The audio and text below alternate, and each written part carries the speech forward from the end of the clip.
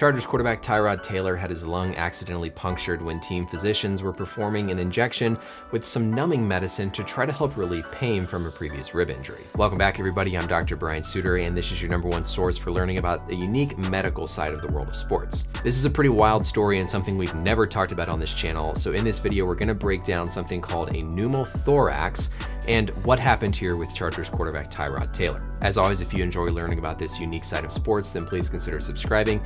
Hit that thumbs up button if you enjoy this content, and be sure to give me a follow on Twitter for more real-time breakdowns and analysis, and let's get started. I want to focus first on this image because this really tells the brunt of the story here with what happened with Taylor. What we're looking at here is a cross-section picture cutting through the ribs, the muscle layers between the ribs, all the way down to a piece of the lung. So this purple tissue here is going to be the lung. We have the skin here first on the outside, then we have some subcutaneous fat, then the muscles around the rib cage, finally the intercostal muscles between the ribs that help with inspiration and breathing. And then we have our first layer of tissue around the thorax called the parietal pleura in blue here.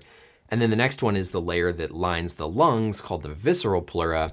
And then finally, we get down to the lung tissue itself. These intercostal nerves start back at the spine and wrap around the chest in between the ribs to help supply innervation to control those intercostal muscles to help with breathing, but also to supply sensation around the ribs and in those muscles. What we'll do here is we'll hide our intercostal muscles on both sides, just leaving the rib cage and those intercostal nerves.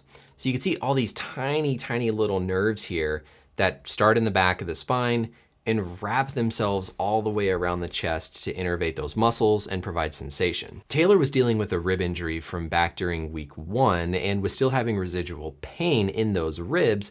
And so the doctors decided to do a therapeutic nerve block in these intercostal layers to try to give him some pain relief before the game. Basically what they're doing during that procedure is they're inserting a needle here through the skin, trying to inject numbing medicine like lidocaine around the area of this nerve called the intercostal nerve. You can see how close this nerve is to the actual rib, and it's these nerves that supply innervation to those structures. So if you can block or numb those nerves, then your body's not experiencing the pain from the rib injury. The challenge here, as you can see from this picture, is how close those nerves are to the lung. I mean, this is literally like millimeters of space between where these tiny little nerves run and the lung tissue. And so in the case of Taylor, basically the needle went too deep and punctured into the lung, which caused ultimately this pneumothorax or the collapsed lung. Pneumo means air and thorax is the chest. And so pneumothorax is when there's air present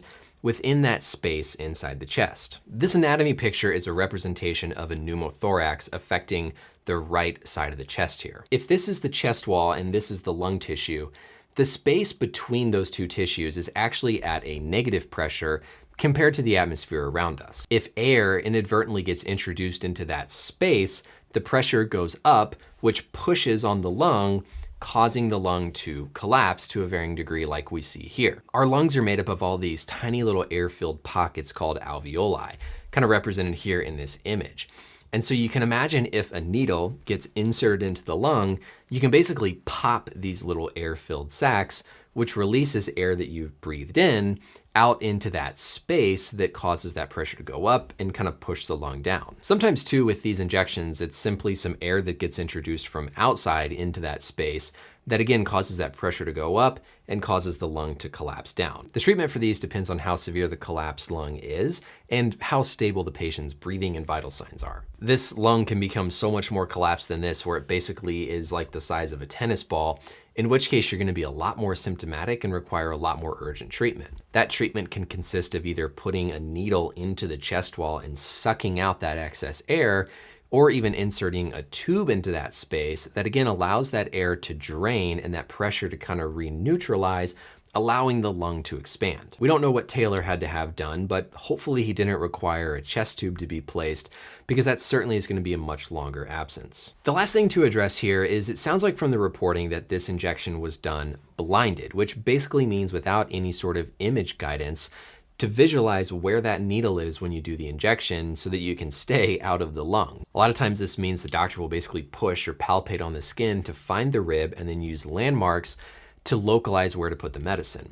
But the safer way to do these is with ultrasound guidance. You can use an ultrasound machine to visualize where the ribs are, where these muscles are, and even where these little nerves are, so that you can see exactly where your needle is going to avoid damaging these nearby structures. But even when you use ultrasound guidance, a collapsed lung is still a risk of the procedure. So anytime doctors are doing procedures for athletes, we're going over something called informed consent.